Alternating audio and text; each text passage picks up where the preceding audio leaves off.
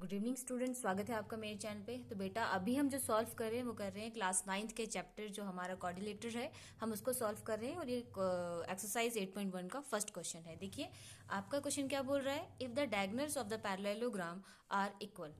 आपका जो पैरेललोग्राम है उसके जो डायगोनल्स हैं वो इक्वल हैं, तो शो करो कि ये जो पैरेललोग्राम है हमारे सामने क्या ये पूरा रेक्टेंगल है, ये कैसे है। ठीक है, ये शो कर रहा है आपको। तो आप मैंने पहले यहाँ लिख लिया, आप लिख लीजिएगा।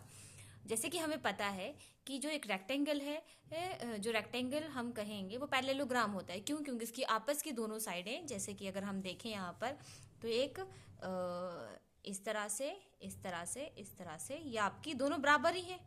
ठीक है, ये इसके पैरेलल है और ये इसके पैरेलल है। ठीक है, अगर ये 2 होगा तो ये 2 होगा, ये 3 होगा तो ये 3 होगा। ये आया समझ में?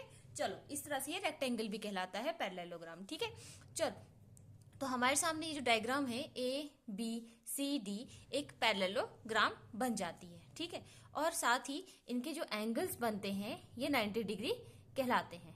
क्या कहलाते हैं? 90 डिग्री कहलाते हैं। ये मैं आगे समझाऊंगी।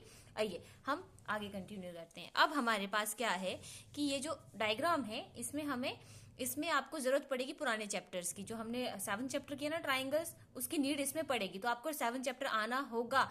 अगर नहीं आता तो ये दिक्कत करेगा, इसलिए आपको वो आना बहुत जरूरी है। तो चलिए, ये आपके सामने एक ट्राइंगल आ जाता है ए B C.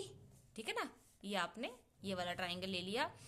In triangle A B सी साथ में आपने एक और ट्राइंगल ले लिया डी सी बी।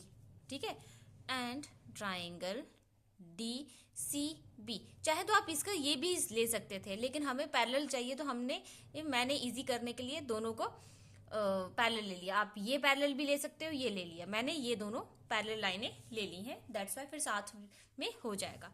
अब हमने क्या किया, हमने दोनों लिए, एक ये ट्राइंगल है और एक ये ट्राइंगल है, दोनों लेकिन एक ही बेस शेयर कर रही है ना। चलो फिर, तो इस तरह से हमारा हो जाता है B C equal to B C, है ना। दोनों एक शेयर कर रही हैं तो ये कॉमन हो गया, हमारे बीच में कॉमन हो जाता है ये इस तरह से। साथ ही में हमें मिलता है कि हमारा जो ए बी है वो डी सी के पैरेलल है ना। दोनों अपोजिट साइड्स में पैरेलल हो रही हैं।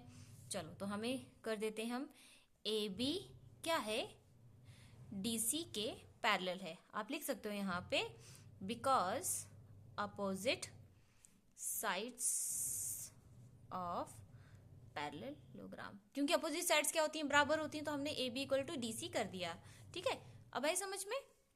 अब आपके पास आ जाता है कि ये हो गया ए बी डी सी के बराबर। अब एक और चीज आती है हमारे पास।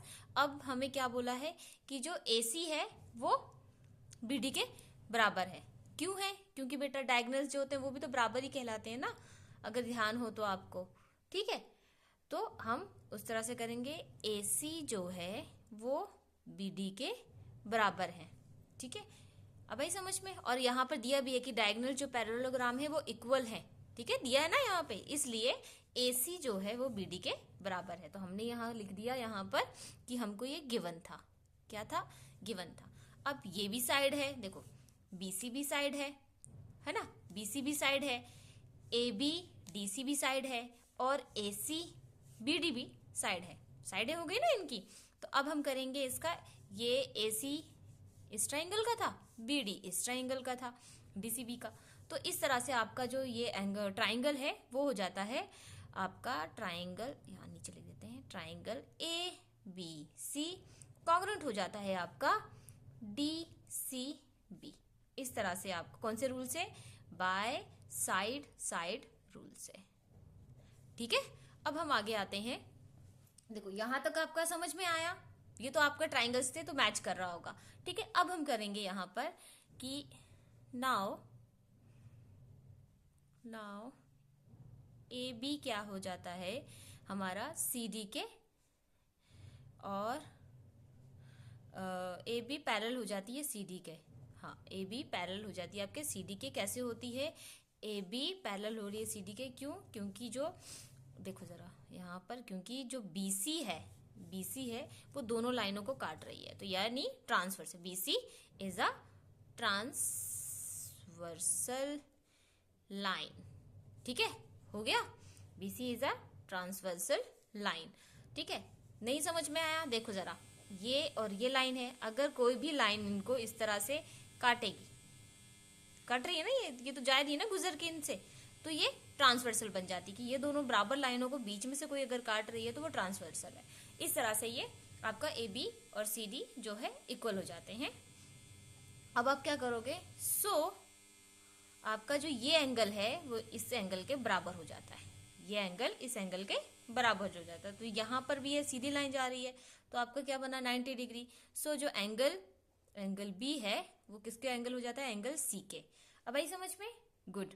ठीक है, और साथ ही में ये दोनों, जब ये 90 डिग्री ये 90 डिग्री इक्वल टू 180 डिग्री, ठीक है, 180 डिग्री बन जाता है। अब आई समझ में, ये इस तरह से है। अब आप क्या कर सकते हो इसमें कि ये आपने लिखा, और आपको एक और लिख दो कि ये साथ में को इंटीरियर एंगल्स हैं, इंटीरियर एंगल्स है, अंदरूनी है ना। आपने अगर पढ़ा होगा 7th क्लास में 8th क्लास में, तो आपको ये क्लियर होगा कि ये कौन से एंगल्स हैं। ठीक है ना, नहीं है तो थोड़ा सा रिवाइज कर लो, इजी होगा।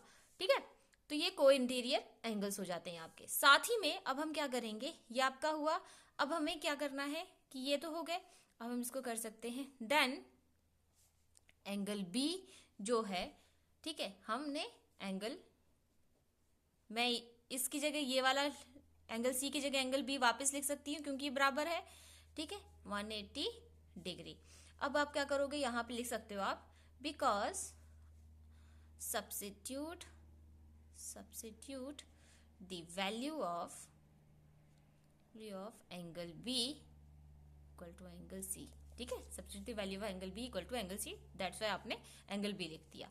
अब आपका हो जाता है ये 2 angle B equal to 180 degree. अब आप करेंगे angle B equal to 180 degree upon में 2 लिख दीजिए, और साथ में 2 1 जा 2 90 जा, तो आपका आ जाता है एंगल B 90 डिग्री।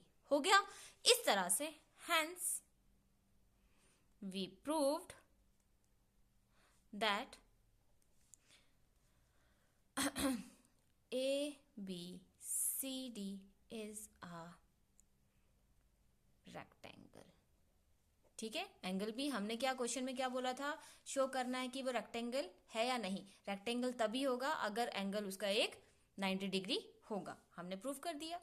ठीक है, इस तरह से आपका क्वेश्चन सॉल्व हो गया। चलिए फिर मिलेंगे नेक्स्ट क्वेश्चन में, नेक्स्ट वीडियो में नेक्स्ट क्वेश्चन के साथ। तब तक के लिए bye bye, thank you so much, bye bye.